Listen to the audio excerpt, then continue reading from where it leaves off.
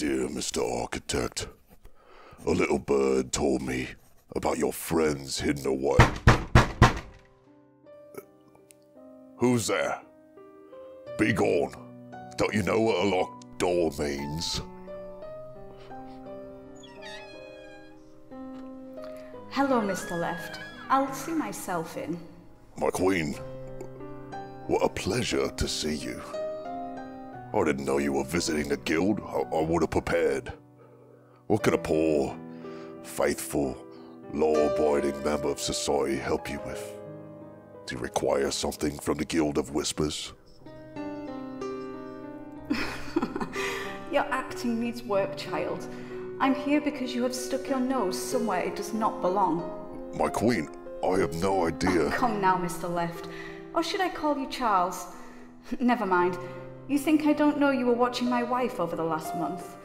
My real concern is, who are you reporting to? I'll report to the Lord of Secrets, as always.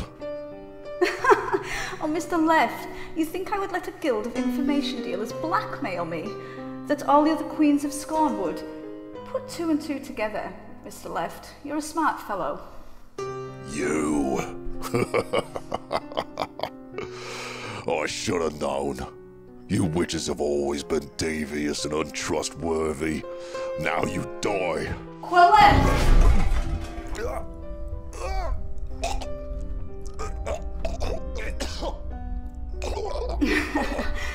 Amusing, Mr. Left. A simple spell, this. It can quickly kill, but that's not my plan for you. What was that? I'm having trouble hearing you. Piss off. We need to have a talk, Mr. Left, about your betrayal and who you were working for. Rot in hell, witch.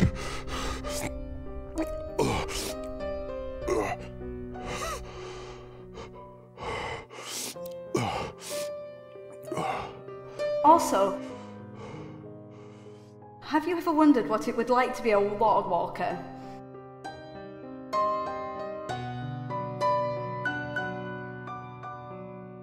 None shall touch a Lord Walker. Death penalty. No one shall murder. Death penalty. No one shall steal. Loss of right hand.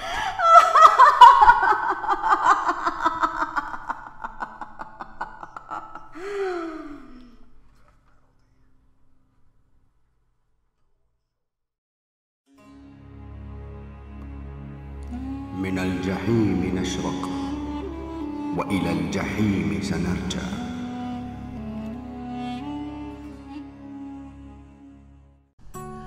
Hello Hoodigans and welcome home. We are back here on the Minecraft 1.13 creative story build. Guys, there is so much to talk about and so many cool things to show you.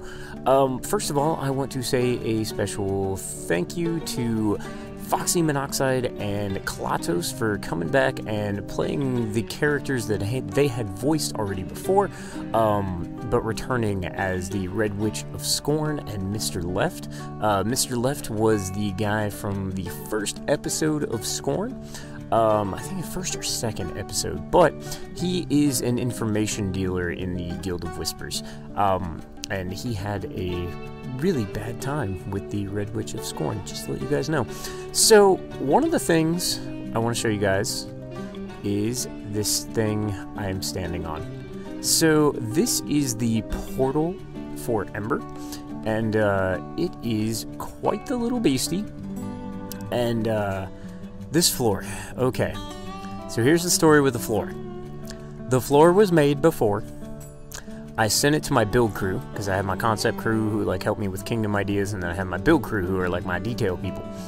My build crew hated it. They were like, I was like, okay guys, I need you to be honest, let me know what's going on. And the original floor that I had in this place was pretty terrible. I may put it up in like a little section so you guys can see on the screen. Yeah, it was pretty horrible. They hated it. They told me they hated it. And then I redid it and put it this way. and they liked it, so I was happy. We've got our mystical looking, like crazy looking magic going on there. We've got our ender chests sitting right underneath here, so nice little technique for you guys if you want to do anything magical. Put some ender chests underneath and you get these cool little particle effects. So I am happy with it and what it is now. The outside was meant to look like it had some domes on it, and we have the fire and ice, which is super cool. I like that. And then my buddy Dean last night during my live stream came in and is like, I love birthday cake, and I'm like, ah. So he's right, he's completely right, it looks like a birthday cake. And yeah, so I'm thinking of taking off the side, maybe all three like of the back things, make it look a little bit more like just a fantasy Arabic build. So his joke was actually very helpful. So yeah, we have that going, and it is super cool. I brought the road up there as well. Now, these portals I am bringing into the story as well, so I will explain them in lore. I also have done some stuff here in Ember, but I want to show you guys, first of all, something.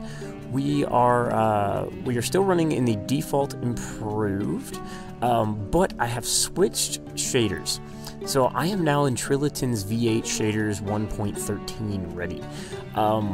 Trillaton is an old friend of mine from my Conquest Reforged days, really good supporter of the channel, really good builder in his own right as well, but he does shaders as well. He actually did a custom shader for me during Kingdoms 2, and yeah, I have managed to finally get a copy of his stuff working. After 1.12, for some reason, his shaders stopped working with me at all. And now I've managed to get the 1.13 ones working, and it's so pretty. And I love it so much. So in Ember, I have been trying to do some stuff. This boat in the middle of the street I will talk to you about in a second. So I've been trying to build these little carts. And it's getting more difficult in 1.13. Because the boat, this is where the boat comes in. You used to be able to do some really cool stuff with these boats. So let me show you here. I'm gonna go get me a slab. There we go. I'm gonna put that slab down. I'm gonna put a boat on top of it, like that. And then what I'm gonna do is I'm gonna build onto this slab, like so. And like so. And then you used to be able to do really cool stuff with the like boats. So normally you would like build the thing and then you'd put stuff in, or a boat in the middle of it, and it looked like a little cart, and it was so cute. Now all of our boats have paddles, so you can't do that anymore. So I've been having to try to come up with new ideas for carts. This is my first attempt at a rickshaw. So this would be something somebody would like pull around and somebody would sit in, and they got a nice little cover. This is my first attempt in 1.13 with the buttons and all the other stuff of a just pull cart. So single pull cart, you've got just one little chest in the back, so you can just put whatever in. And then I decided to utilize my last one as a life spot, because I didn't have too many life spots in Ember.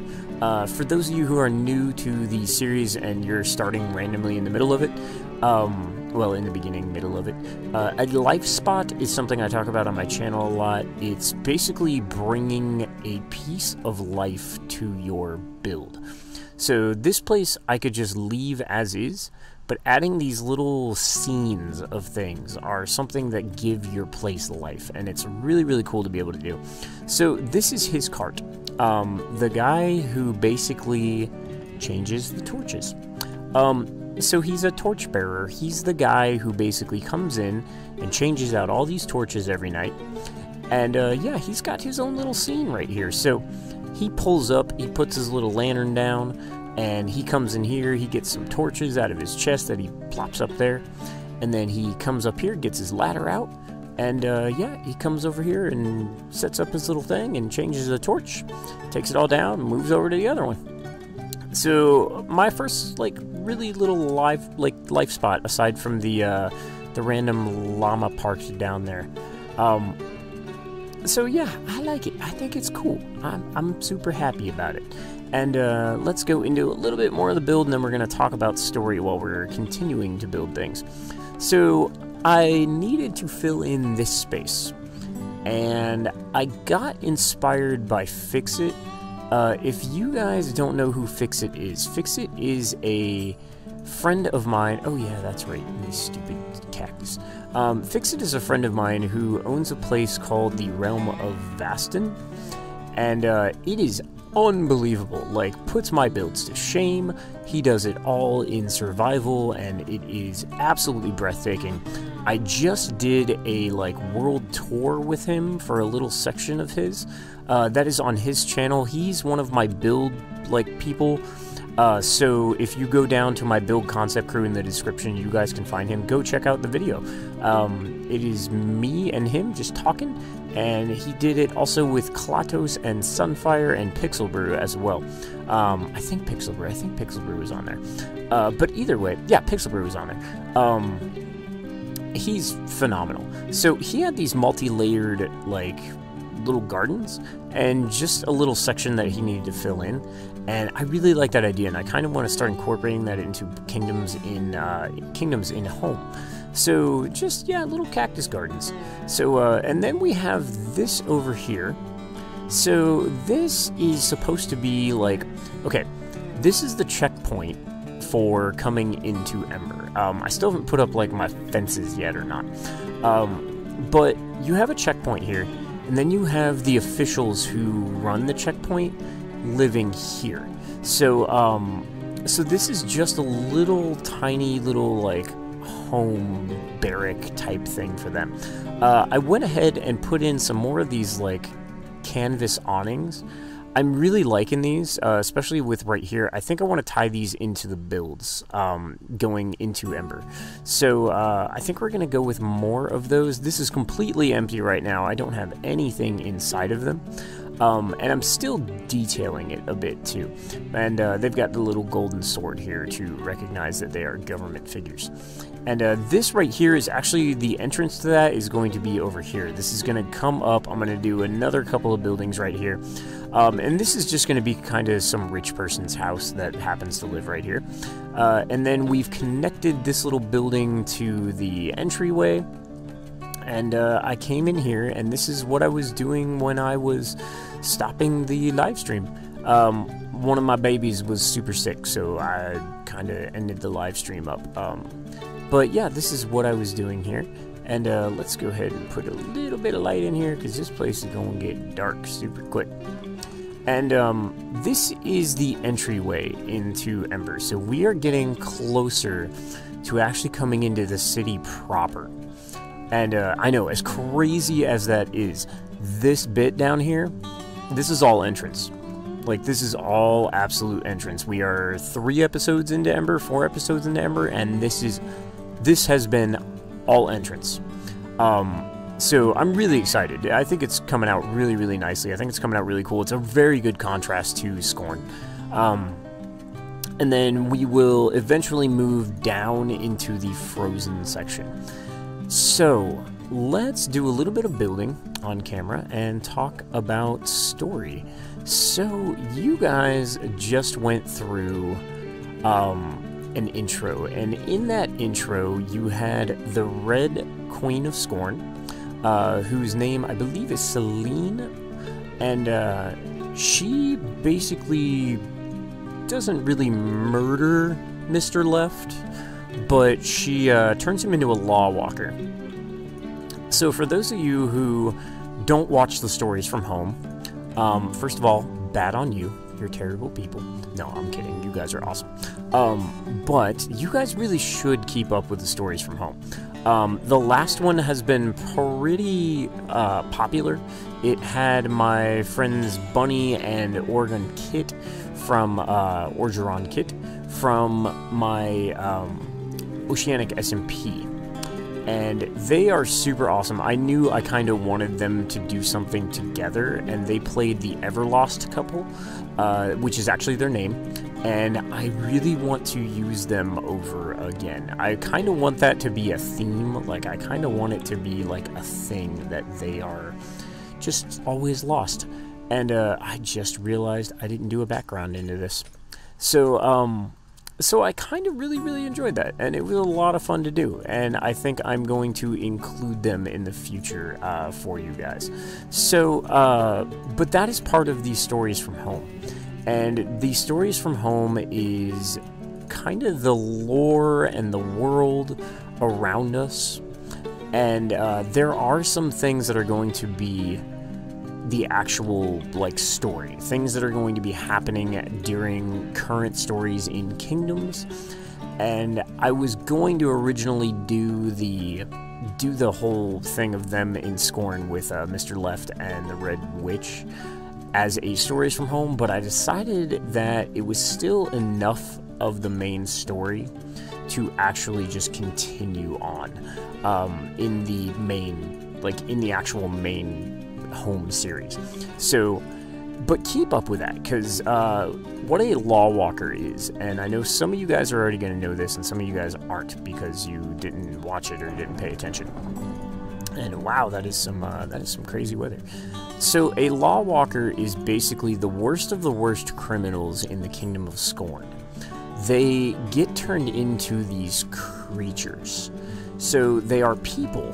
They used to be people anyway. And what happens to them is they get turned into legit law walkers.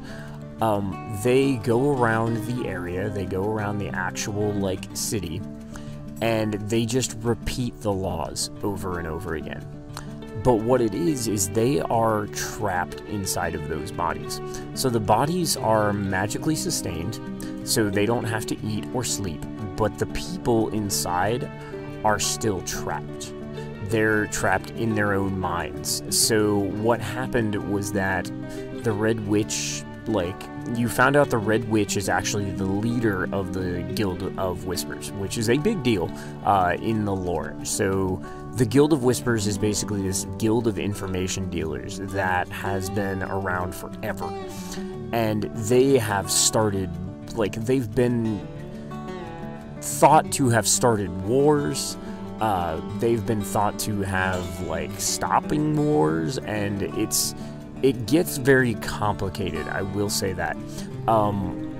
So you find out that all the Queens of Scorn, the former Queens of Scorn, are actually the, like, Guild of Whispers leader. So very cool to find out. Mr. Left did not know. And so that's why the Red Witch is just, like, you know, knows his real name, why she's just like, you know, I want to know who you're working for. If you guys, like, this is all going back through all of the story stuff that you guys may have missed. Actually, I want to bring, let's bring this over. So Rain is the name of the Red Witch of Scorn's wife. So she is a queen. She has a, I think all my British friends decided on princess consort. I think was the term we're using for her. Maybe queen consort. I think it's princess consort. And so she is guarding someone in a cave, a magically sealed cave, for the architect. And there was an episode of that, I think the intro for the last episode of Scorn is the Red Witch sending that letter to the architect, saying that their friends had been, you know, put over, that her wife was guarding it, that she and Alvarid, who is the counselor for the Kingdom of Arcanus, put magical wards on it. And it is very important, and it's very important for the main story. It's probably one of the most important things, actually, in the main story. And so just to let you guys know, like, that is all going on. You guys have to pay attention to that stuff. Yeah, so he was watching, Mr. Left was watching Rain, and it was not something that was put out by the Guild of Whispers, because she runs the Guild of Whispers. She would know.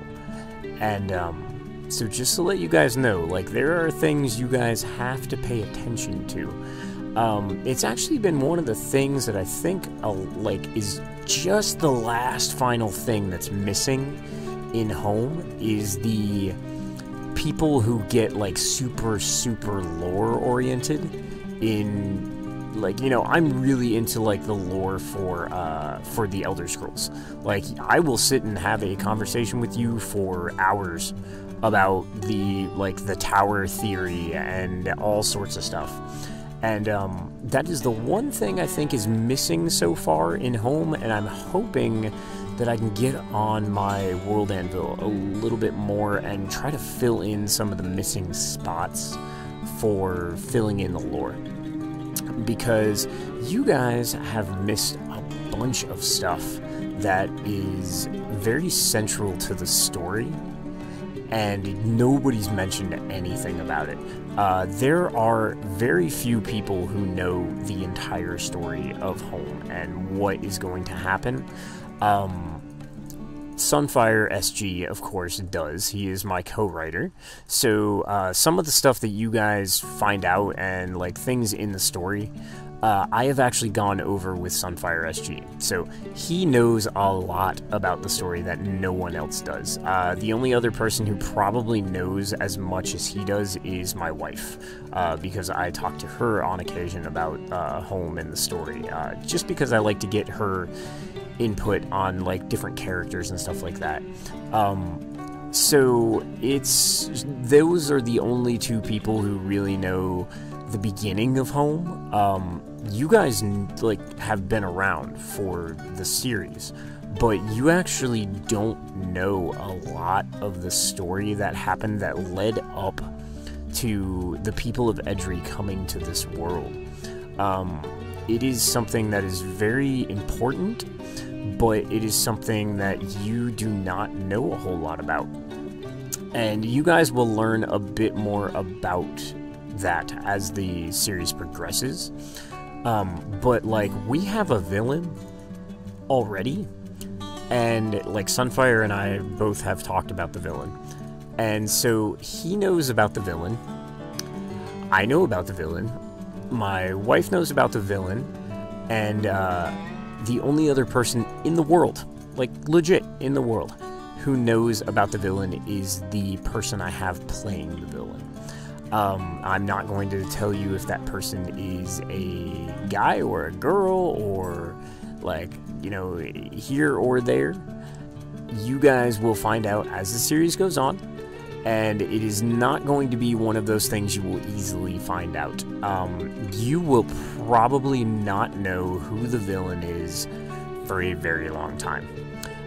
Which is good, I think. I think it's good. I am always been a fan of kind of holding off on who the villain is. But the one thing I do need to talk to you guys about, and this is very important, you are going to have to help me decide something. So, I was talking to Sunfire, and we kind of have come to a decision that you guys voted for Rivet to be the next kingdom that is done. So Rivet is going to be my steampunk kingdom. I have a problem with that, where the major storyline, I need Rivet to be the last kingdom I build. And I'm not gonna lie to you, it's literally because of one build.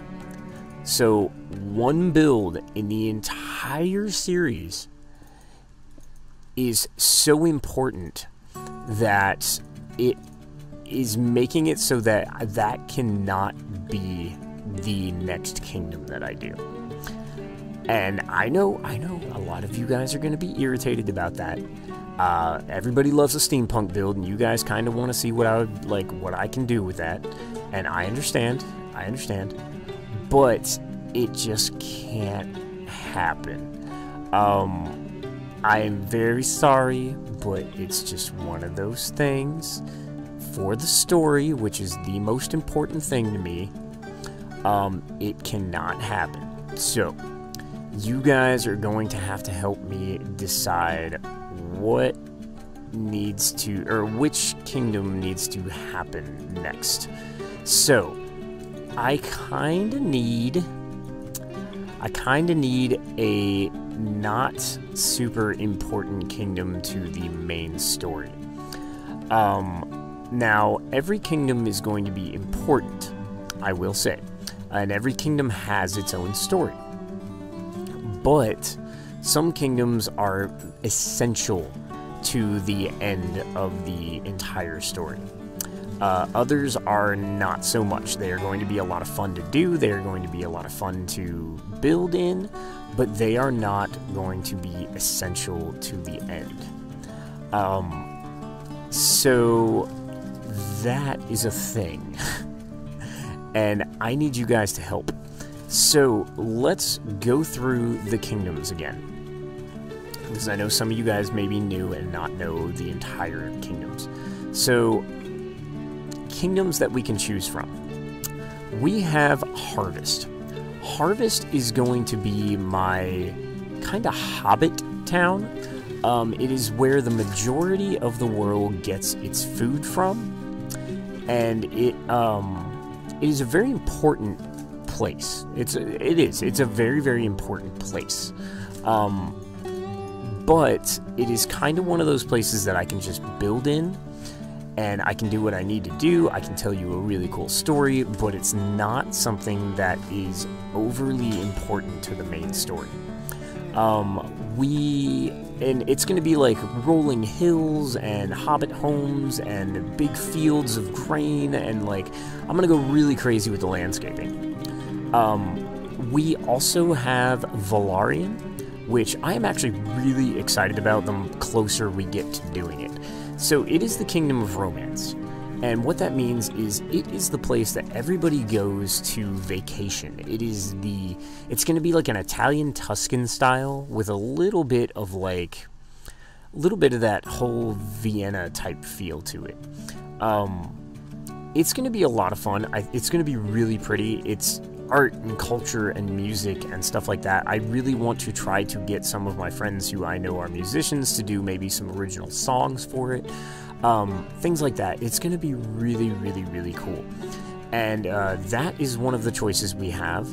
We also have the Kingdom of Arcanus, which is actually my magic kingdom. Now, that one sounds very enticing. It's going to be a very large build. I will tell you guys that. It is quite the beast. Arcanus is basically a, what is that, 5? Yeah, I think it's 5. Arcanus is basically a magic school, and in that magic school is, it's all run by this, by a headmaster and a council and all sorts of stuff. So everybody's house is around the magic school. So just to let you guys know, there is that. We can possibly go there if we want to. Now, I will tell you, I would like to do something a little bit off of the oh my gosh, that's so cool factor. Mainly meaning that Arcanus sounds cool because it's like magical and it's gonna be super awesome because it's got magic, but I really appreciate the more simple places as well. So places like Harvest, I think, would be really cool. So we have that as a thing to do as well. What else? We have... Actually, I think that might be... No, we do have Evergreen. Okay, so Evergreen. Evergreen is going to be one of those ones that I may say we have to hold off on until we get World Edit in 1.13. There are a couple of World Edit simulator type deals out there right now. I don't know them well enough to really get into the into building hardcore with them. There's a thing for Seth Bling put out something. So there's different new world edits, but they are not well known to me yet. So I would have to kind of learn how to build them really quickly, and that would definitely be a challenging thing. We could do it. I mean, I can do it, but Evergreen is my kind of Native American druidic type place. It's basically going to be a giant tree, and then around that tree, and in that tree is going to be the kingdom. So the kingdom is actually going to be like part of the tree, and it's going to be a lot of fun to build, but it's going to be kind of a lot of building. So that is open to you guys as well. And I do want you guys to help me like make these decisions, but just realize, and I did that totally wrong, just realize that there are a lot of things that will go into a lot of these kingdoms, but also realize that there's a lot of really cool kingdoms that you guys may not think about. And yeah, we just kind of need to decide. Honestly, like at this point, we really just need to decide on one, because I have to start planning these things like way ahead. It's one of the things I've talked about before with this series. There's a lot of planning that goes into it, especially when I'm designing a story like this. So just to let you guys know, I need a kingdom, and I need you guys to choose which kingdom. So, but yeah, that's kind of what's happening in the story. That's what's happening in the world. That's what's happening in home. And I also want to say special thank you to everybody who's joined up with the Patreon server. We just had our first episode of that, and it went super well. And I can't wait to do more of those. I really can't wait to get into the other kingdoms that you guys start building. The first episode was with Crafting Mantis, who is doing a kind of like mage gnome type place. And I do know that we have somebody doing a heavy religion place as well, so that's going to be cool. I also found out that I believe, I'm not going to say who it is, but there is somebody doing a series on the server. So actually 2 people, I think, doing a series on the server. So that's going to be super cool. You guys, I'm definitely going to be promoting the heck out of that. So watch out for those 2. We have people playing and building servers on my Patreon server, and that's just so cool to me. So just to let you guys know, that is going really, really well. And it is still open. I still have plenty of spaces on that thing, and if it comes down to where I need to get more, I will just upgrade the server. So there's a lot of fun to be had on there. Come on there, build a kingdom of your own, make a series out of it. I have people making series on that, like on that server now, so I'm really, really excited to see where that happens, like see where that goes.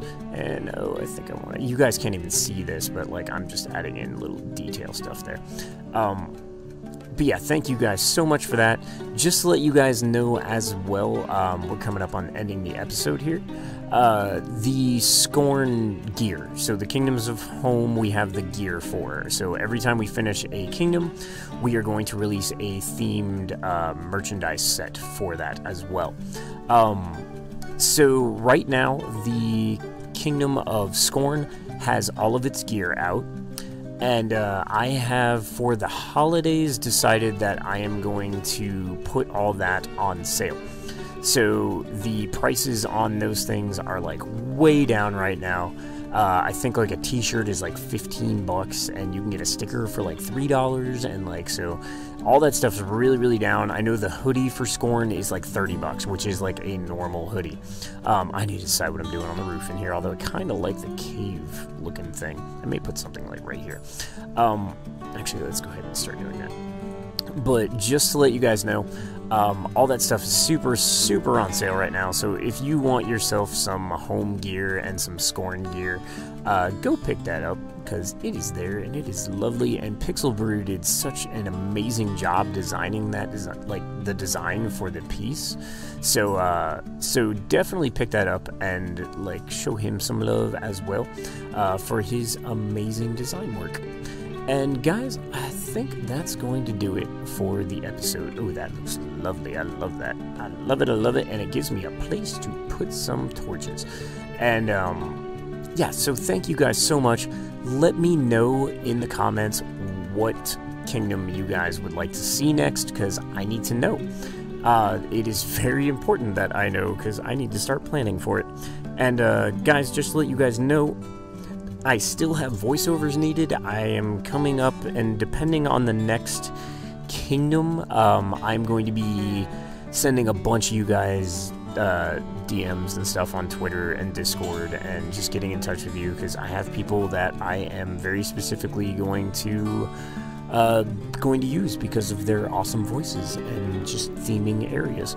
So guys, take care of yourselves. I will see you guys in the next episode of Home, which hopefully I'll get a Stories from Home out before that, but just to let you guys know, we have a return from Blaze in the next episode of Home to go with Ember, and things are going to start getting interesting with Fira as well. So guys, take care, welcome home, and I'll see you later. Alright, bye-bye.